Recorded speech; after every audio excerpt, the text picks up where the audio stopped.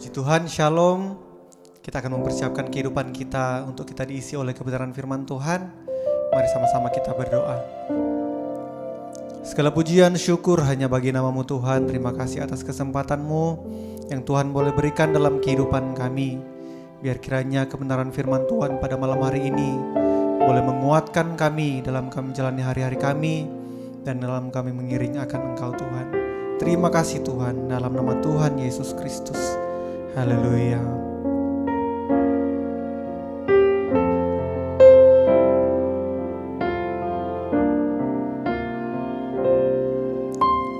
Betapa dahsyat Engkau Tuhan, pencipta segala yang ada, dulu sekarang sampai selamanya.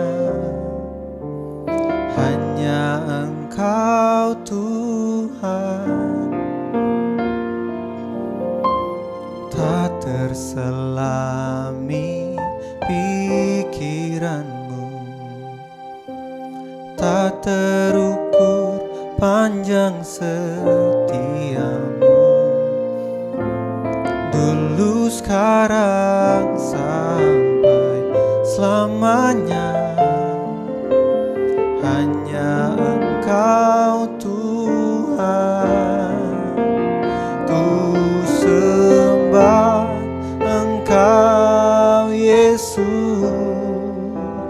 Hanya Engkau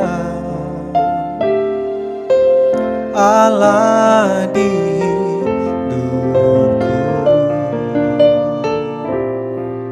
tiada yang lain, hanya Kau, hanya Engkau Tuhan. Selamanya Kau tetap Allah, walau dunia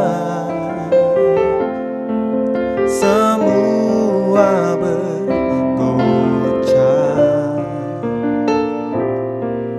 tak tergoyahkan, Kau tetap Allah. Sungguh Engkau Allah yang dahsyat bagi kami Tuhan. Betapa dahsyat Engkau Tuhan, pencipta segala yang ada, dulu sekarang sampai selamanya. Hanya Engkau Tuhan, tak terselami pikiran-Mu, tak terukur panjang setia-Mu, dulu sekarang sampai selamanya. Hanya Engkau Tuhan, ku sembah Engkau Yesus. Hanya Engkau Allah di hidupku, tiada yang lain, hanya Kau, hanya Engkau Tuhan. Selamanya Kau tetap Allah, walau dunia semua bergoncang, tak tergoyahkan, Kau tetap Allah.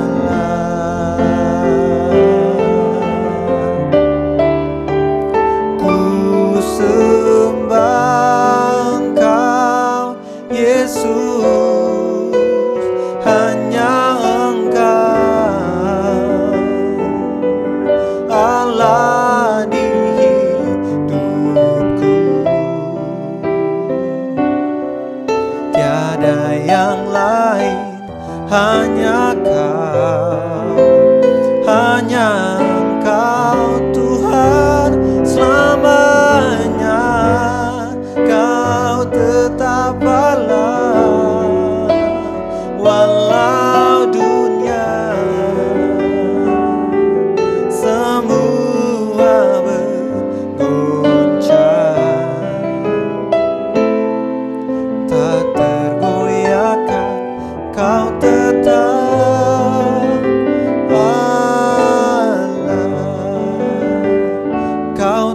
tetap Allah, Kau tetap Allah. Oh, kami sembah Engkau Tuhan, Engkau Allah di hidup kami. Tiada yang lain, hanya Kau Tuhan Yesus Kristus. Engkau mulia, Engkau agung, Engkau Allah yang layak terima pujian kami. Syukur bagimu Tuhan, terima kasih Yesus.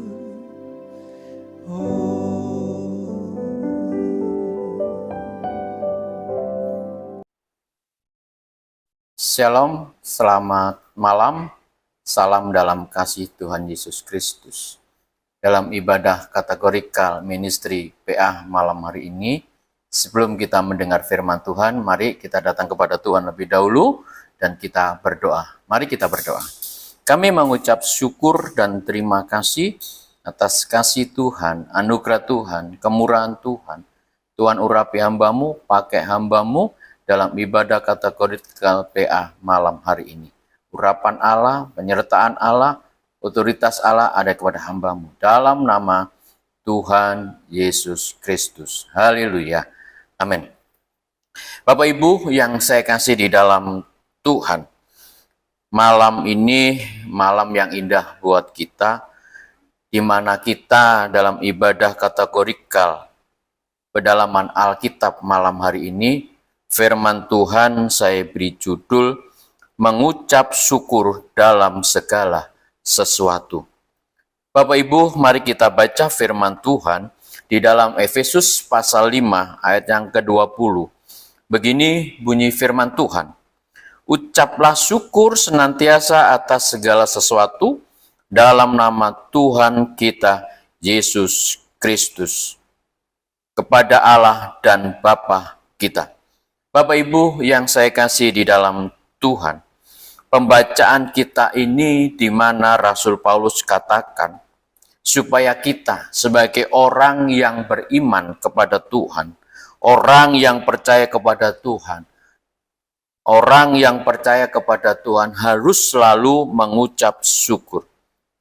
Oleh karena itu, mengucap syukur itu penting di dalam kehidupan kita sebagai anak-anak Tuhan. Apalagi menginjak tahun yang baru ini, supaya kita selalu mengucap syukur di dalam Tuhan. Mengucap syukur kepada siapa? Kepada Bapa kita, yaitu Tuhan kita, Yesus Kristus. Oleh karena itu, malam hari ini, mengucap syukurlah kepada Bapa kita, karena Bapa yang kita sembah adalah Bapa yang selalu bersama dengan kita, yang selalu menyertai kita, yang selalu melindungi kita, yang selalu memberkati kita, yang selalu memimpin hidup kita. Bapak Ibu yang saya kasih dalam Tuhan, mengapa kita harus mengucap syukur? Karena mengucap syukur yang dikehendaki Allah bagi hidup kita sebagai anak-anak Tuhan. Sebab dikatakan di dalam 1 Tesalonika 5 ayat yang ke-13, begini bunyi firman Tuhan, mengucap syukurlah dalam segala hal, sebab itulah yang dikehendaki Allah di dalam Kristus Yesus bagi kamu. Bapak Ibu, yang dimaksud dikehendaki Allah yaitu keinginan dan kemauan Allah supaya kita itu siapa? Yaitu orang-orang yang percaya kepada Yesus, orang-orang yang beriman kepada Yesus, supaya mereka mengucap syukur. Allah mau supaya kita terus mengucap syukur. Mengapa kita harus mengucap syukur? Karena kita ini milik Tuhan. Amin. Kenapa kita harus mengucap syukur? Karena kita ini milik Tuhan. Bukan saja milik Tuhan, dikatakan kita ini biji matanya Tuhan. Oleh sebab itu dikatakan dalam Sakarya 2 ayat 8 mengatakan begini, sebab beginilah firman Tuhan semesta alam, yang dalam kemuliaannya telah mengutus aku mengenai bangsa-bangsa yang telah mengajar kamu. Sebab siapa yang menjamah kamu? Kamu itu siapa? Umat pilihan Tuhan. Seperti menjamah biji mata Tuhan. Ya. Jadi siapakah biji mata Tuhan? Biji mata Tuhan itu orang yang beriman kepada Tuhan. Orang yang percaya kepada Tuhan siapa? Yaitu saudara dan saya adalah biji mata Tuhan. Kalau saudara biji mata Tuhan, Tuhan mau, Tuhan ingin supaya saudara selalu mengucap syukur. Bapak Ibu yang saya kasih di dalam Tuhan. Kalau kita ini biji mata Tuhan, apapun yang terjadi pada diri kita sebagai umat Tuhan, Bapak Ibu, pasti Tuhan akan menolong kita. Karena apa? Karena ini biji mata Tuhan. Kalau ada orang yang mengganggu kita, kita biji mata Tuhan, pasti kita akan dibela oleh Tuhan. Pasti Tuhan akan menyatakan kasih-Nya, pasti Tuhan akan menyatakan anugerah-Nya, karena kita punya Allah yang maha besar. Bapak Ibu yang saya kasih dalam Tuhan, biji mata Tuhan harus selalu mengucap syukur. Saat kapan kita mengucap syukur? Alkitab mengajar kepada kita mengucap syukur senantiasa atau setiap saat. Jadi kita harus mengucap syukur senantiasa, berarti setiap saat kita harus mengucap syukur. Yaitu dalam keadaan baik maupun buruk, kita tetap mengucap syukur. Dalam keadaan untung dan rugi, kita tetap mengucap syukur. Dalam keadaan sehat dan sakit, kita terus mengucap syukur. Ya, dalam keadaan gembira dan sedih, tetaplah engkau mengucap syukur. Kebanyakan orang mengucap syukur pada dia senang mengucap syukur, mendapatkan berkat mengucap syukur, ya. Tetapi dalam keadaan sedih susah untuk mengucap syukur. Tetapi Allah mau baik dan buruk tetap mengucap syukur. Senang dan susah tetap mengucap syukur. Sehat dan sakit tetap mengucap syukur. Berarti kapan kita mengucap syukur? Setiap saat, setiap waktu, dalam keadaan apapun, kita tetap mengucap syukur. Sebab Rasul Paulus katakan di dalam Kolose 3 ayat 17 mengatakan begini. Dan segala sesuatu yang kamu lakukan dan perkataan atau perbuatan. Rasul mengatakan, apapun yang kau lakukan dan perbuatan, lakukanlah semuanya itu dalam nama Tuhan Yesus sambil mengucap syukur oleh Dia kepada Allah Bapa kita. Bapak Ibu, dalam keadaan apapun tetaplah engkau mengucap syukur kepada Allah. Karena mengucap syukur merupakan bentuk penyerahan kita kepada Tuhan. Orang yang mengucap syukur berarti kita selalu menyerahkan hidup kita kepada Tuhan. Kalau kita selalu menyerahkan hidup kita kepada Tuhan, dalam segala apapun, masalah apapun yang kita alami, kalau kita serahkan ke dalam tangan Tuhan, saya yakin dan saya percaya, kita akan berada dalam zona kehendak Allah. Kalau zona kehendak Allah berarti kita ada dalam naungan Allah. Kita ada dalam kasih Allah. Kita ada dalam hatinya Allah. Oleh karena itu, serahkanlah segala sesuatu dengan mengucap syukur. Dalam keadaan apapun tetaplah engkau mengucap syukur. Sebab dikatakan Mazmur 37 ayat yang kelima, serahkanlah hidupmu kepada Tuhan dan percayalah kepadanya, Ia akan bertindak. Bapak Ibu yang saya kasih di dalam Tuhan, malam hari ini dalam ibadah kategorikal PA malam hari ini, Allah menginginkan kita sebagai umat Tuhan untuk memasuki tahun yang baru ini, dalam keadaan apapun tetaplah engkau mengucap syukur. Bapak Ibu, hari ini Tuhan mau kita belajar agar kita selalu mempraktekkan dalam kehidupan kita, supaya kita selalu mengucap syukur. Kalau kita selalu mengucap syukur, berarti kita ada di dalam tangan Tuhan. Kalau kita mengucap syukur, kita ada dalam zona hadirat Tuhan. Saya yakin dan saya percaya malam hari ini kita akan belajar orang yang selalu mengucap syukur dalam keadaan apapun, dalam situasi apapun, senang tidak senang, dia selalu mengucap syukur. Siapa itu? Saya akan bawa saudara tentang tokoh yang luar biasa. Akhir-akhir ini saya renungkan tokoh ini, yaitu Yusuf, Bapak Ibu. Yusuf adalah orang yang dipilih oleh Tuhan. Yusuf adalah orang yang dipakai oleh Tuhan. Dalam situasi apapun, Tuhan pilih dia untuk menyatakan kuasa Tuhan, untuk menyatakan kasih Tuhan, untuk menyatakan pertolongan Tuhan. Kalau saya membaca dalam kitab Kejadian pasal 30 dan pasal 50, kita belajar di situ di mana Yusuf memberi pengampunan kepada saudara-saudaranya yang jahat dan ingin membunuhnya. Bapak Ibu, Yusuf itu dibenci oleh saudara-saudaranya. Yusuf itu dibuang di dalam sumur. Yusuf dijual menjadi budak. Saat Yusuf menjadi budak, dia masuk ke dalam rumah tangga Potifar. Saat dia dalam rumah tangga Potifar, istri dari Potifar mengganggu dia. Ya, bukan saja mengganggu dia, menggoda dia. Saat digoda Yusuf, Bapak Ibu, apa yang terjadi? Yusuf tetap hidup di dalam kebenaran. Malam hari ini, kita sebagai anak Tuhan, kita sebagai orang percaya kepada Tuhan, apapun yang terjadi di dalam hidup kita, mungkin di tahun-tahun yang lalu hidup kita mengalami sesuatu hal yang kurang enak. Mungkin kita jatuh bangun dalam keimanan kita. Mungkin kita jatuh bangun di dalam persekutuan kita. Mungkin kita jatuh bangun dalam usaha kita. Jatuh bangun dalam rumah tangga kita.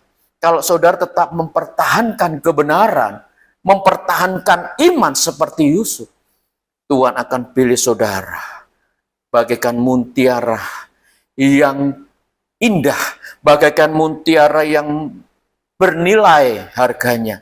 Oleh karena itu, malam hari ini kita akan belajar dalam kehidupan Yusuf. Biarpun dia dikhianati juga oleh juru minum raja, tetapi Yusuf tetap mempertahankan keimanannya. Saya akan membaca dalam kitab Kejadian pasal yang 37 ayat yang ke-11. Maka iri hatilah saudara-saudaranya kepadanya, tetapi ayahnya menyimpan hal itu di dalam hatinya. Sekarang marilah kita bunuh dia dan kita lempar ke salah satu sumur itu, lalu kita katakan seekor binatang buas telah menerkamnya. Ini dikatakan di dalam, dikatakan di dalam kitab Kejadian pasal yang ke-37, ya. Kitab Kejadian pasal yang ke-37 ayat 11 dan 20. Bapak Ibu, dalam perjalanan hidupnya Yusuf, ya, contoh untuk kita menjalani tahun yang baru ini supaya kita selalu mengucap syukur dalam segala sesuatu. Apa yang harus kita lakukan? Apa yang harus kita kerjakan? Bapak Ibu, pertama, Yusuf mengalami mimpi. Dia akan menjadi orang yang besar. Bapak Ibu, dalam kitab Kejadian 45 ayat 1 sampai 28, kedudukan Yusuf sangat tinggi. Ia sudah menjadi Perdana Menteri di Mesir dan berkuasa penuh, dan ini memungkinkan dia untuk membalas dendam. Tetapi Yusuf tidak melakukan. Yusuf memberi pengampunan kepada saudara-saudaranya. Sebenarnya gampang untuk menjerumuskan saudara-saudaranya, tetapi Yusuf tidak mau, Bapak Ibu. Bahkan dia mengasihi saudaranya. Saudaranya pernah menjual dia, pernah mau membunuh dia, Bapak Ibu. Tetapi Yusuf tidak ingin mengangkat derajat. Mari kita renungkan malam hari ini apa yang sedang ada dalam diri Yusuf. Yang pertama, Yusuf untuk memasuki tahun yang baru, di hari yang keberapa ini, Bapak Ibu, kita lakukan, kita inginkan supaya kita, kalau kita selalu mengucap syukur, Bapak Ibu, kita harus memiliki hati seperti Yusuf. Hati yang bagaimana? Yusuf memiliki hati yang mengampuni. Saya menyimak dari pertama dari Yusuf, hati yang mengampuni. Yusuf mengalami yang tidak enak. Bisa dikatakan secara jasmani itu betul-betul tidak ada alasan bagi Yusuf untuk marah, kecewa, Bapak Ibu. Tetapi Yusuf tidak memiliki. Kadang kita mendengar orang berkata sampai dunia kiamat pun tidak akan mengampuni orang yang menyakiti kita. Tetapi Yusuf tidak. Bapak Ibu, Yusuf tetap mengampuni saudara-saudara, orang-orang yang menyakiti dia, orang-orang yang mengkhianati dia. Bapak Ibu, malam hari ini Allah inginkan di dalam hidup kita supaya kita tidak menyimpan sesuatu hal yang tidak baik. Kalau ada orang yang menyakiti hati saudara, kalau ada orang yang tidak suka dengan saudara, tetaplah doakan mereka. Amin. Tetap kasihani mereka. Mungkin saudara tidak dihiraukan, mungkin saudara tidak diperhatikan oleh orang lain. Tetapi ingat, kita punya Allah, kita punya Tuhan, kita punya Bapa, kita lebih cimata Tuhan yang selalu diperhatikan oleh Tuhan, yang diperhatikan oleh Bapa. Kalau malam hari ini ada orang yang menyakitkan hatimu, ampuni dia. Ampuni dia. Bapak Ibu, kita harus mengampuni. Karena mengampuni adalah perintah Tuhan. Mungkin saudara mengalami ganjalan dalam hati kepada seseorang. Marilah kita sebagai anak Tuhan di tahun 2026 ini, di tengah-tengah kesibukan yang luar biasa, undang datang seorang hamba Tuhan untuk membereskan permasalahan yang kau hadapi. Saya yakin dan saya percaya di tahun 2006 untuk memasuki dan kita tinggalkan tahun 2025, milikilah hati suka mengampuni orang lain. Jangan sampai menyimpan sakit hati, menyimpan kemarahan, menyimpan sesuatu yang tidak enak di hati kita, bahkan tidak bisa mengampuni orang yang bersalah kepada kita. Pernah saya membaca di sebuah buku dikatakan dalam majalah Tim dalam edisi 15 April tahun 1999 mengupas mengenai orang yang tidak bisa mengampuni. Dikatakan orang yang tidak bisa mengampuni akan menimbulkan di dalam hatinya stres. Dia akan mengalami stres. Kinerja kerjanya, pikiran juga akan lemah. Pekerjaannya nggak akan giat. Dia akan lemah. Pikirannya juga akan lemah. Akhirnya apa yang terjadi? Segala yang dia kerjakan tidak menjadi baik. Akan menjadi buruk. Bapak Ibu yang saya kasih. Lebih baik kita tinggalkan orang-orang yang suka menyakitkan kita, yang membencikan kita. Tinggalkan, ampuni dia. Bapak Ibu, memang sulit orang mengampuni, itu sulit. Tetapi mengampuni itu perintah Tuhan. Kalau kita tidak bisa mengampuni, Bapak Ibu, hidup kita yang dikatakan tadi, pekerjaan kita gak tambah gampang, tambah sulit. Hidup kita akan stres. Kalau sudah stres, kepala ini pusing. Kalau sudah puyeng, apa saja yang dikerjakan mesti salah. Kalau sudah salah, maaf Bapak Ibu, marah itu mudah. Marah itu gampang. Akhirnya kalau sudah marah Bapak Ibu, apa saja dilempar, apa yang dapat dikerjakan, akhirnya membuat masalah. Orang yang menyimpan sakit hati, bukan saja stres, bahkan dia katakan gampang terkena penyakit jantung, stroke, dikatakan bahkan kanker, diabetes, Penyakit-penyakit yang akut itu akan menyerang. Bahkan dikatakan 89 penyakit yang lain hinggap kepada orang-orang yang tidak mengampuni. Mau berpenyakit Bapak Ibu? Kalau saya sebagai anak Tuhan, sebagai hamba Tuhan, banyak orang yang tidak suka, banyak orang yang tidak senang, ya tetap saja saya mengampuni. Yang penting saya mensenangkan Tuhan. Amin. Begitu juga anak Tuhan, penting saya melayani Tuhan. Kalau memang kita salah, ya kita minta maaf. Kalau kita tidak benar, ya kita berubah supaya kita menjadi benar.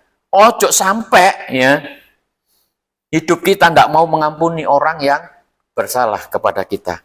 Malam hari ini, kalau kau ingin sehat, ya, kalau engkau ingin hidup penuh dengan anugerah kemurahan Tuhan, tinggalkan, ampuni dia, kasihani dia. Firman Tuhan, jangan simpan kemarahan, jangan simpan kepahitan. Tetap ada orang yang tidak baik, saudara, tetap ampuni dia. Ini yang pertama, sifat Yusuf, suka mengampuni. Memasuki tahun 2026, saudara harus suka mengampuni. Yang kedua, Yusuf memiliki hati yang sabar. Ya. Dikatakan hati yang sabar, artinya makrotumia. Makro artinya besar, kalau kecil namanya mikro.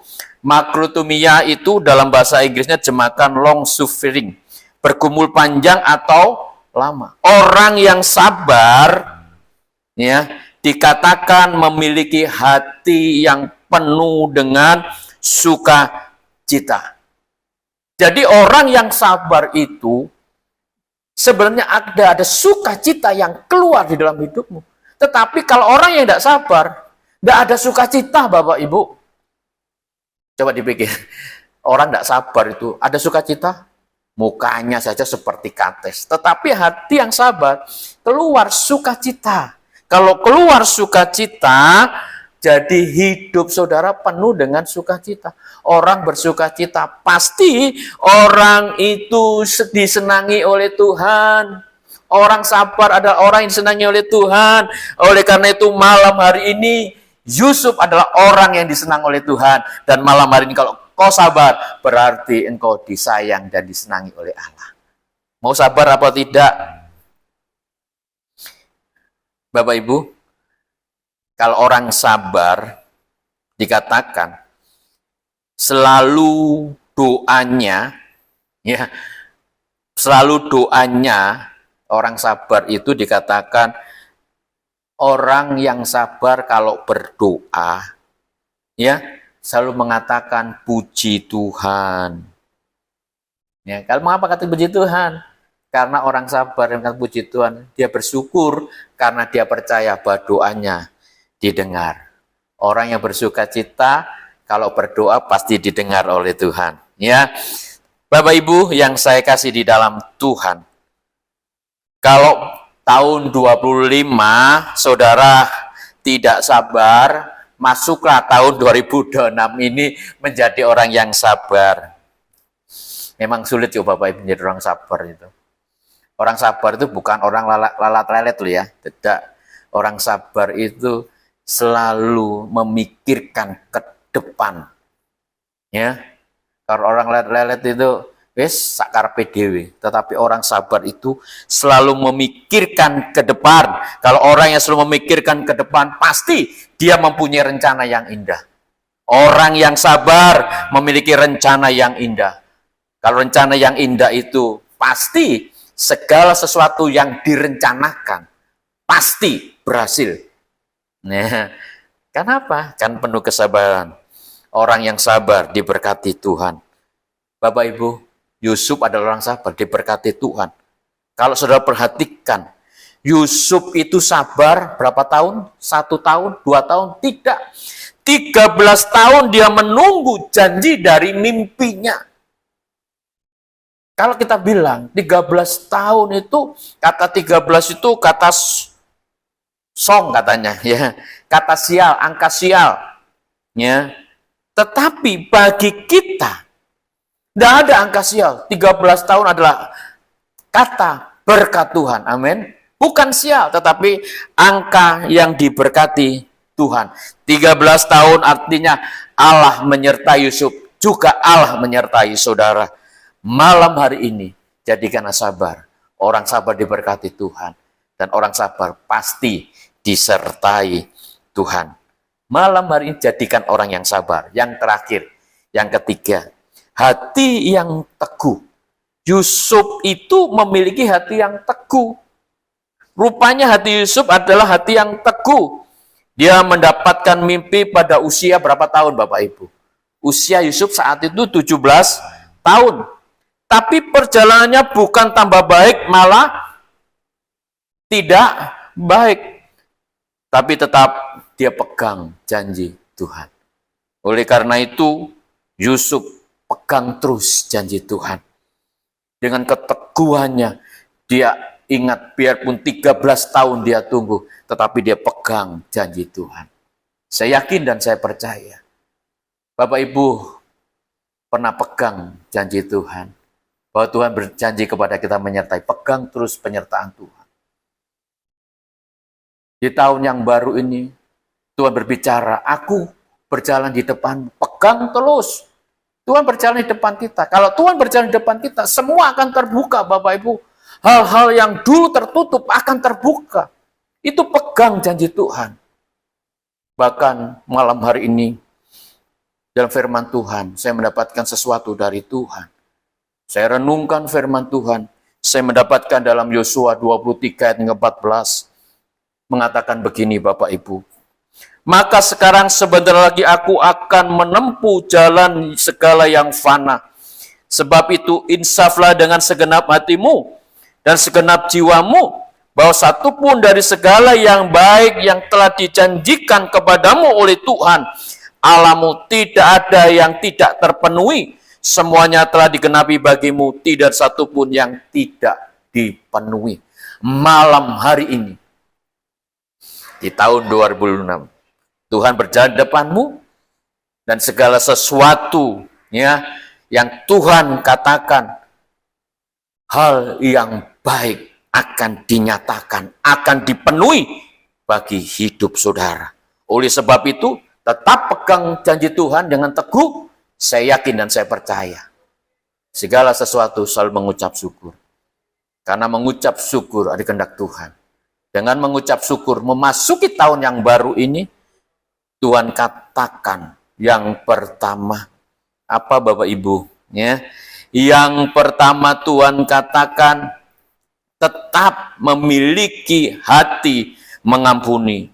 Yang kedua, memiliki hati yang sabar. Yang ketiga, memiliki pegang teguh janji Tuhan. Saya yakin 3 perkara ini memasuki tahun 2026, Tuhan bersama dengan saudara. Tetap mengucap syukur, pasti janji Tuhan dinyatakan. Hal-hal yang tertutup akan dibukakan. Hal-hal yang belum engkau terima akan kau terima. Karena engkau adalah biji mata Tuhan. Kalau saudara biji mata Tuhan, pasti Tuhan bela saudara. Amin. Tuhan memberkati. Mari kita berdoa. Kami mengucap syukur dan terima kasih atas firman-Mu malam hari ini. Tuhan katakan dalam hidup kami, supaya kami selalu mengucap syukur, dalam keadaan apapun tetap mengucap syukur. Orang mengucap syukur, meneruskan janji Tuhan, bahwa hidupnya selalu bersama dengan Tuhan. Terima kasih Tuhan minta supaya kami memasuki tahun yang baru, supaya kami suka mengampuni orang-orang yang selalu menyakitkan hati kami. Yang kedua, Tuhan menginginkan supaya kami sabar menghadapi segala sesuatu. Yang ketiga, supaya kami tetap pegang teguh janji Tuhan. Kalau kami pegang teguh janji Tuhan, kami bisa melihat kemuliaan Tuhan. Hal-hal yang tertutup, hal-hal yang tidak mungkin kita jalani, akan kita jalani karena Tuhan bersama dengan kami. Di malam ibadah kategorikal PA malam hari ini, Tuhan mengajarkan kepada kami 3 perkara. Suka mengampuni, memiliki hati yang sabar, pegang yang teguh, selalu mengucap syukur dalam segala perkara. Terima kasih Tuhan. Tuhan memberkati semua yang mengikuti pedalaman PA dalam ibadah kategorikal.